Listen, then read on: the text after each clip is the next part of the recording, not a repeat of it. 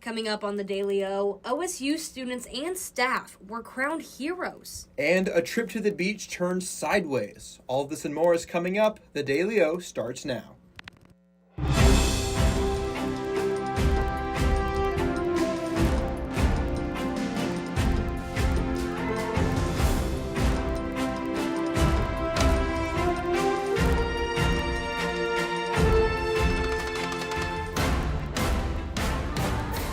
Good evening and welcome to the Monday edition of the Daily O. I'm Shay Falconer. And I'm William Manziel. We're glad you're with us.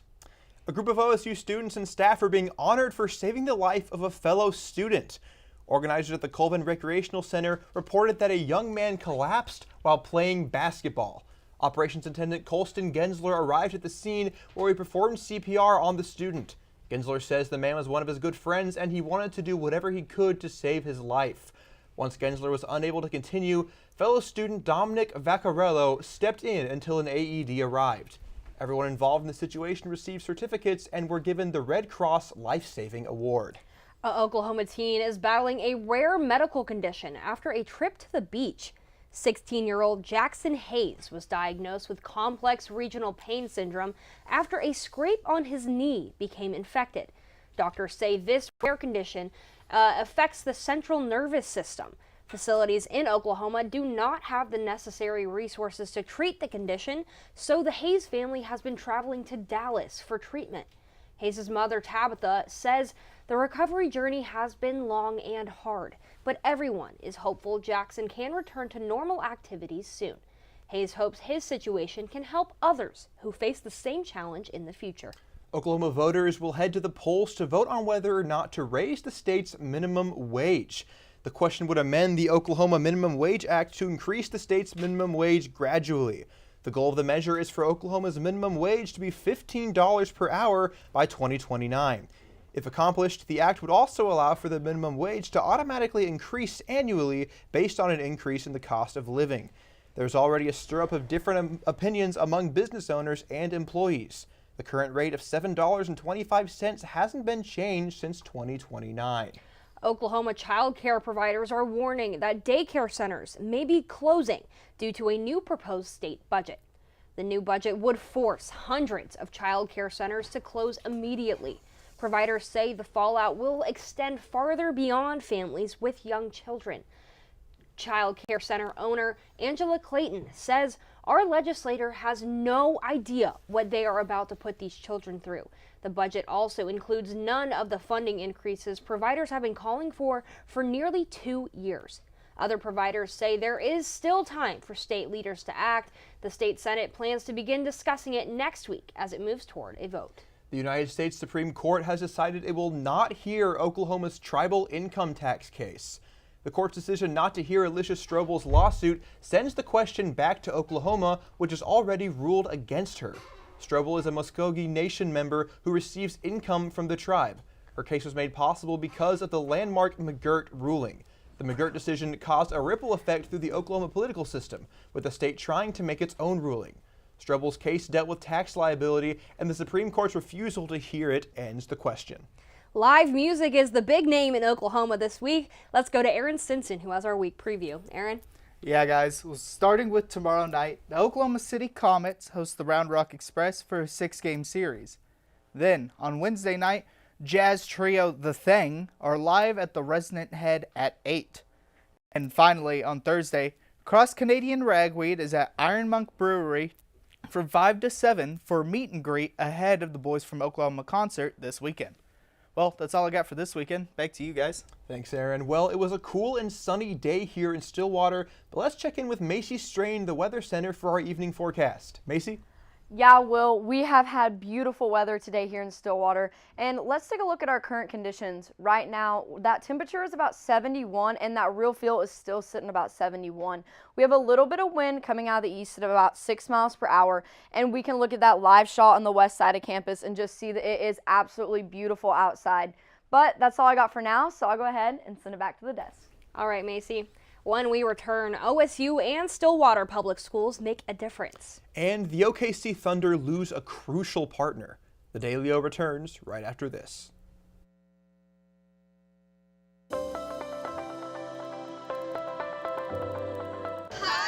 the Sugar Llamas! Well, I'm the owner of Sugar Llamas here in Stillwater. My name is Chad O'Rourke. We want to create a customer-centric culture and create an experience for our customers when they come in. Our ice cream in particular, you can get it other places, but I'm only aware of like one other place besides the Sugar Llama in the state of Oklahoma that you can get it. We actually ship it in from up north, but when it comes to our coffee, you cannot get Sugar Llama coffee anywhere else in the world. You might find a blend similar to it, but you're not going to get Sugar Llama coffee anywhere but a Sugar Llama. It is proprietary to us. We really actually want to get more involved within our community. It's not just about making money, but it's about serving our community and becoming a part of the community here.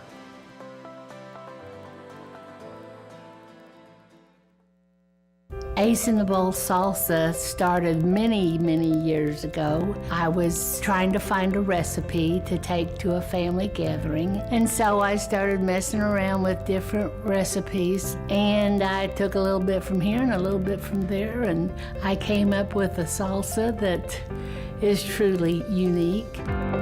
Ace in the Bowl salsa is an olive oil based salsa with tomatoes, green chilies, green onions, and black olives. There's no sugar added, it's gluten-free, low calorie, low carb, low fat, low sodium. So it's a very, very, very good alternative to any snack you may want. As of right now, I'm just looking to be in Oklahoma and having a successful business within the state. If my grandkids could ever take it over when they're old enough, that would be my dream.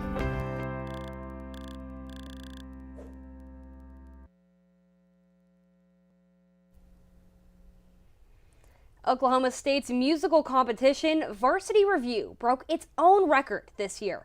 Varsity Review is put on by the Fraternity and Sorority Affairs Office at OSU. Each year, different casts put together a show that includes singing, dancing, and a creative plot to raise money for local nonprofits. Students at Oklahoma State University stepped up to raise around $120,000 for the United Way of Payne County this spring. This was a record high amount for Varsity Review, and they're thankful for the support from steering members, cast members, family, and friends. Local United Way Executive Director Ruth Cavins says her team was blown away by Varsity Review's outstanding amount of money raised, but also by the students' talent and passion. The OKC Thunder is looking for a new broadcast partner after ending its partnership with FanDuel Sports Network. FanDuel will cease operations of its regional cable channels following the current NBA season. After the season's conclusion, the Thunder will be able to sign new market deals. FanDuel's parent company, Main Street Sports, filed for bankruptcy in 2023. The Thunder's final FanDuel broadcast will be April 12th when the team takes on the Phoenix Suns. Well, it seems like we're starting to see more of that spring weather move in, so let's check back in with Macy for more. Macy?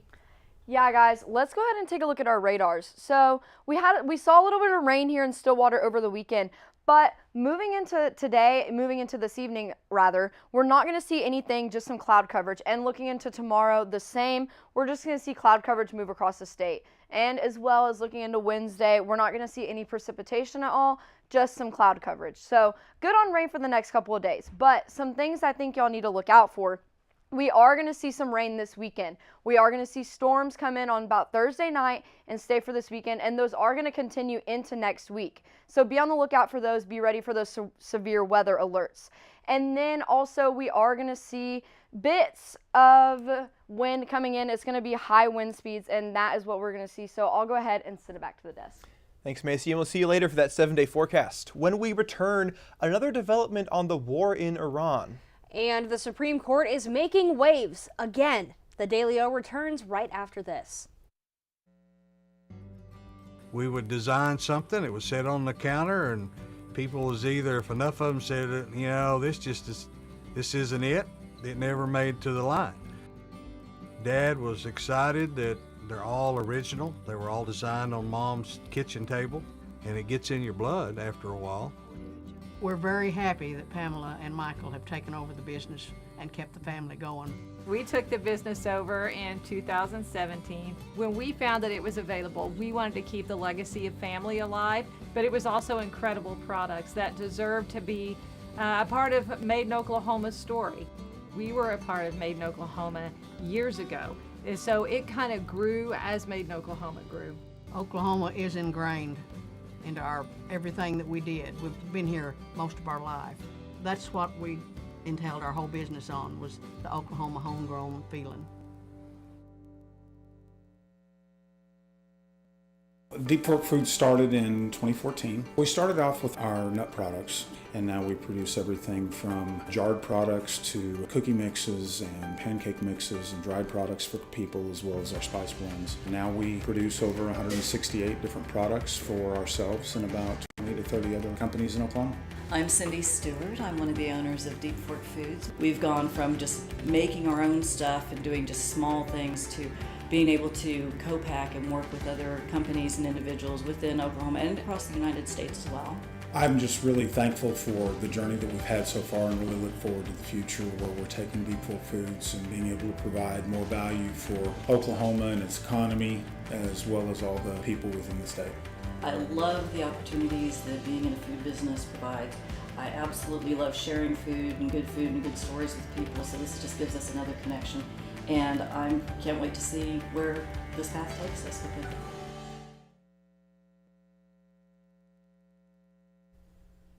President Trump is making headlines after posting a shocking tweet on Easter Sunday. In an expletive-filled tweet yesterday, Trump issued a profane warning to Iran to reopen the strait. Mentioned in the tweet were power plants and bridges, both of which are considered civilian infrastructure. If attacked, it would be considered a war crime under the Geneva Convention, as it would not contribute to military action. A spokesperson for Iran's president called the statement a reaction of, quote, sheer desperation and anger. They claimed that the strait will reopen, quote, when all the damage caused by the imposed war is compensated through a new legal regime. This comes after the U.S. and Israel struck oil facilities in Iran and after Iran hit towns in Israel. The Supreme Court is clearing the way for the case dismissal against Steve Bannon. Bannon was convicted after denying a congressional subpoena, refusing to turn over documents or testify to a congressional panel investigating the January 6th Capitol insurrection. Today, the justices throw out a lower court decision to uphold that conviction. Trump's Justice Department urged the Supreme Court to toss the decision, quote, in the interests of justice. The court previously denied Bannon's request to be out of prison while the appeal was processed, and he served 4 months in a low detention facility in Connecticut. Bannon previously served as Trump's chief White House strategist in 2017. 13 people were hospitalized after a Louisiana man drunkenly drove through a parade.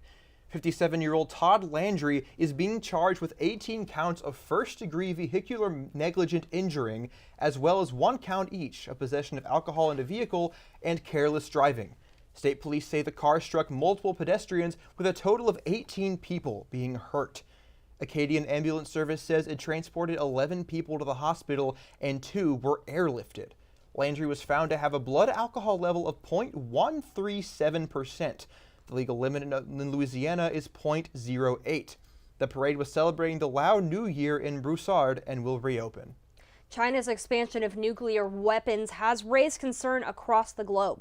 Alexis Trindle has more on that in our Political Pulse. Alexis? Yeah, Shay.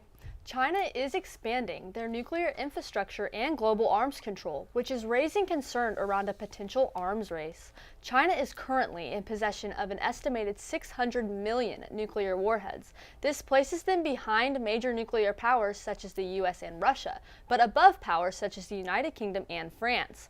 This report comes from the uncertainty of global increase over nuclear arms control. China's expansion is believed to link with broader geopolitical tensions and desire to strengthen deterrence against other major nuclear powers across the globe. That's all I have for today. Back to you guys at the desk. A Texas mother is being accused of medical child abuse. An arrest affidavit says 31-year-old Caitlin Rose Laura has been systematically misleading medical professionals about the health of her 3-year-old son. Laura has manipulated doctors into performing multiple unnecessary procedures, such as the surgical insertion of feeding tubes. A gastronomy device was implanted in her son on March 20th of last year and then was readmitted after Laura claimed problems with the device. Initially reported to the Fort Worth police, the case was then referred to Glen Rose Police, who referred the case to the district attorney. Child Protective Services also received the case but closed it. Laura is facing charges of injury to a child and aggravated assault with a deadly weapon. Drivers in Pennsylvania were in for a shock this weekend when an unexpected vehicle drove alongside them. Interstate 78 in Allentown, Pennsylvania saw the emergency landing of a small plane after the pilot reported unknown engine problems. Police say the plane was operated by a 65-year-old Michigan man attempting to fly to Indiana from Solberg, New Jersey. The man aimed to land at a local airport, but it proved to be too far away, forcing him to make an emergency landing on the interstate, barely missing a car. 2 people were present in the plane, and no injuries were reported. The event is currently under investigation. Cowboy baseball earned their second series sweep of the season. Alyssa Brandon is in the Sports Corner when we return.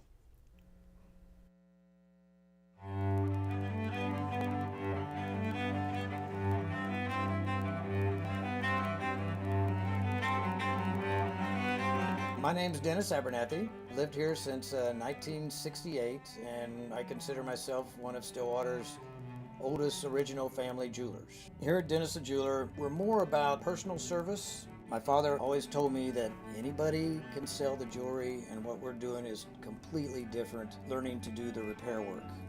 That is one thing that will keep your business alive, because anybody can sell it, but not anybody can fix it. To me, jewelry is very, very personal. Every piece of jewelry has its own story, and I get to hear hundreds of stories from my clients, which I love to hear.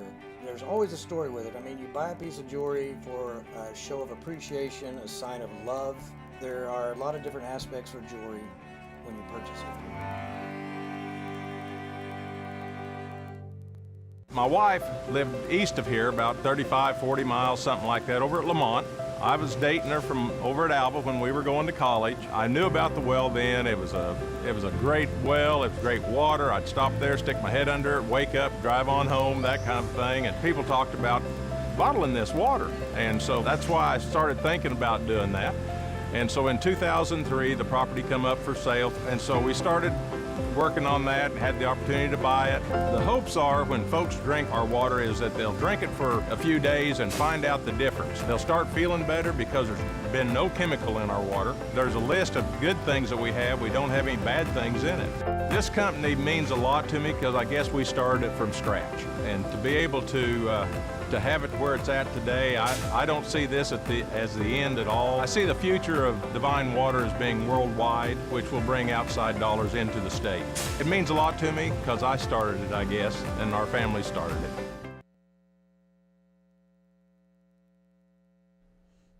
Welcome back to the Daily O and welcome into the Sports Corner. I'm Alyssa Brandon. Now let's see what's going on in sports. Cowboy baseball brought out the brooms and picked up a very much needed Big 12 series sweep versus Cincinnati. The Pokes finished out their series against the Bearcats 10-4 here in Stillwater. Colin Ritchie and Campbell Smithwick both showed out for the Pokes, each having multi-hit games. Pokes got fire in the 3rd inning, picking up 4 runs. 3 ran in on an Aiden Miola homer. The momentum didn't stop there. 5 more runs for the Pokes. And despite the hot bats, Coach Josh Holliday was giving the bullpen credit. We're going to have to kind of reinvent the 3rd game from a pitching standpoint. And I thought Coach Hawksworth had a great scheme. He thought Bryce was a good fit to start the game based on his personality and a little bit of his experience having started games, that he would handle the start, and he did. He did a nice job for us. And then obviously Jake came in, and I mean, that's just an outstanding middle relief effort against a good offensive team. And, you look at what he did over the course of the weekend, just exceptional. And a huge part of why we were able to put together 3 wins is because of his contribution in Game 1 and then what he did in Game 3. The Pokes are back in action tomorrow to host Oral Roberts. A lot going on in the OSU golf world with both men's and women's teams in action. For the Cowboys, an outstanding performance in Augusta at the Haskins Award Invitational with a runner-up finish. The 6th-ranked Cowboys finished with a 39 under. North Carolina ran away with a team title 15 shots ahead of the Cowboys, but individually, Gavin Lane headlined the Pokes with a 7th place finish. Then Ethan Fang followed him up with a 10th place finish at 11 under. And keep your eye on Fang, though, as he's sticking around for the Masters this week, one of just 6 amateurs to compete. Meanwhile, Grace Kilcrease just wrapped up things at the Augusta National Women's Amateur on Friday, with the team wrapping up the regular season. The Huntington Bank Collegiate kicked off this morning with the 3rd and final round taking place tomorrow. Marta Silshenko had herself a first day, currently leading the field at number 1 overall with 7 under. So stay right here tomorrow to get your updates on Cowgirl golf. Well, bringing it back to Stillwater, some roster updates for a few OSU teams. First, we know Drew Messmaker is QB1, but OSU might have landed its quarterback of the future. 6'1" dual threat Carson White chooses the Cowboys. White threw nearly 2,000 yards and 32 touchdowns, also running for 15 scores. The QB from south of Houston, Texas, becomes Morris's first 2027 commit and a nice start to the recruiting class. Then to wrap up basketball season, multiple Cowgirls are officially in the portal with its opening today. Players like Amari Whiting, Jaden Wooten, and Achol Akot headlined the group of exits. OK State already picking up Telexa Weeder, but JC Hoyt will likely continue to use the portal to rebuild the roster. The men's portal, however, opens tomorrow, with Lutz also joining Hoyt on the revamping train. We'll keep you updated as those changes come. Oklahoma State track and field were competing coast to coast this weekend. The Pokes competed at the Stanford Invitational and the Florida Relays, breaking records. Over in California, the Cowgirls started off strong with Rachel Neves winning the hammer throw. She was followed with a school record in discus by Nate Collier for the 2nd meet in a row. Collier threw just over 57 meters. Then moving on to the Florida Relays, the women's 4x4 clinched the 2nd best time in program history. Then Kevin Kimboy broke a 48-year school record in the triple jump by almost a whole meter. The Cowboys and Cowgirls are back in action Saturday in Fayetteville. Well, that's all we have today from the Sports Corner, but don't go anywhere. Native Australian birds relearned their song. Shay and Will have it right after this.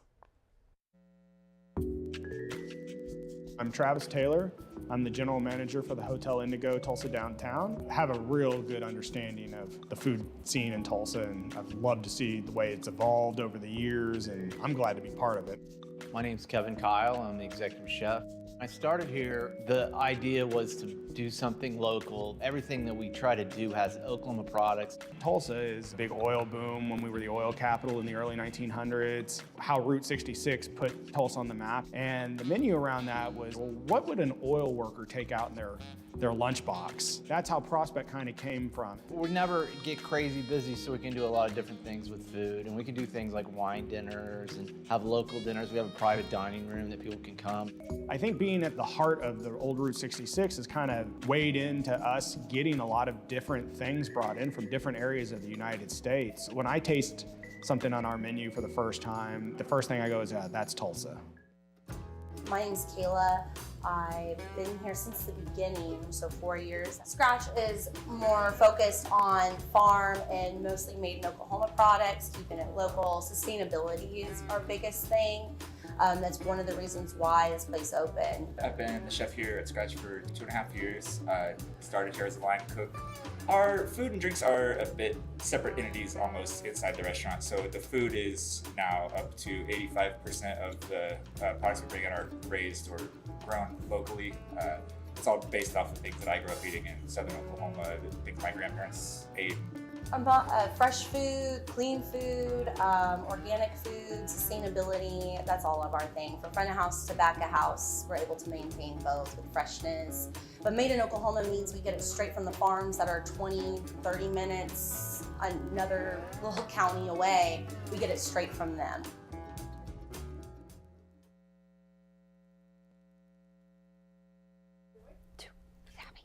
CBS has found a replacement for the beloved Late Show with Stephen Colbert.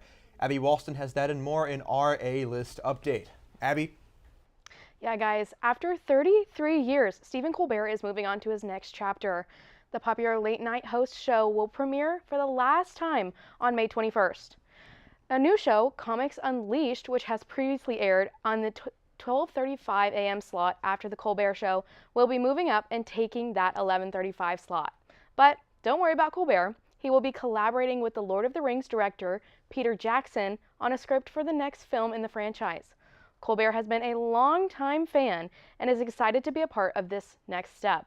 That's all I have for your A-List update. Back to you at the desk. Down under in Australia, a critically endangered species of bird is singing a new song. The regent honeyeater is having to relearn its natural mating song. With 300 or fewer of these birds left in the wild, the mating song of the honeyeaters is at risk. But scientists at the Australian National University are not letting this happen. Beginning in 2021, scientists overseeing the program set up music lessons for captive males in the program.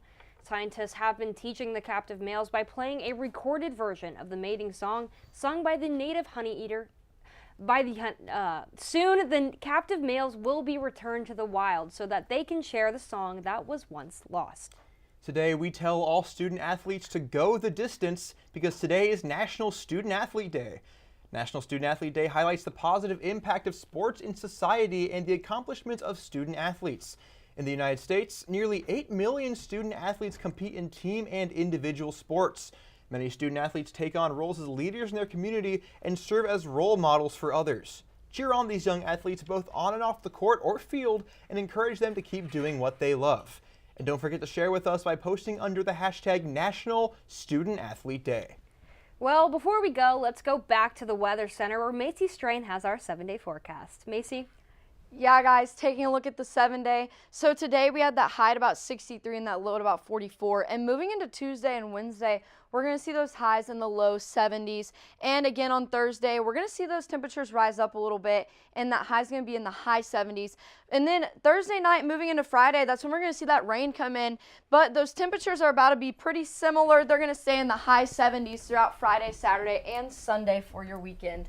Well, that's all I got for the 7-day, so let's bring it over to the desk. Well, thanks, Macy. And yeah, guys, besides me, I understand we're in the presence of some student athletes here. So what'd you guys play? Former student athletes. Former, of course, of course. Big volleyball fan over here, 13 years playing volleyball. Oh, wow, okay. 13. Yeah, I did about 2 years of softball, picked it up literally my sophomore year, and then made varsity by my senior year, so that was fun. Macy? I did 3 sports in high school. I did cross country, basketball, and track, but basketball was my main sport. Macy's a jack of As all we can trades. see, yeah. Yeah, and now we got some competition going on in the intramurals among us up here, but Right. yeah, all right, that's a look at today's headlines. Thank you for joining us.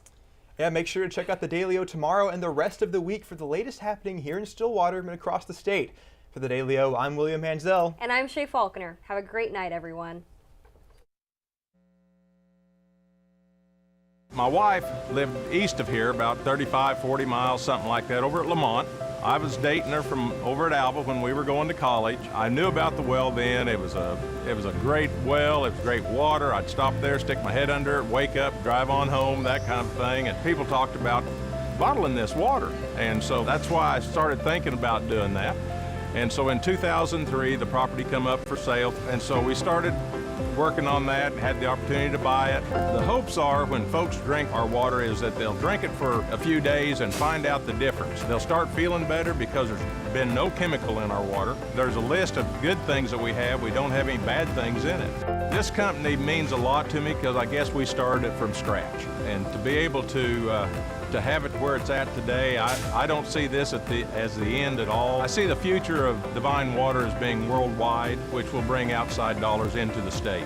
It means a lot to me because I started it, I guess, and our family started it. Thank you for coming to Stay and Play Pet Resort. This is where we can board your pet at any time for your convenience and make them feel at home.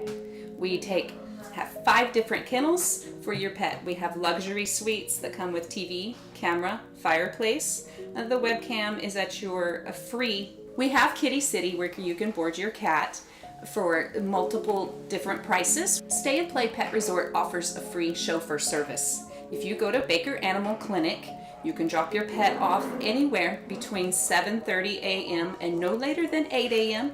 Stay and Play Pet Resort offers a game day sports package. For $37, you can drop your dog off during the game day as early as 7:30 in the morning. Policy states you do not have to pick up your pet up until 1 hour after the game. At Stay and Play Pet Resort, we thrive to treat your best and give them the best at-home feeling.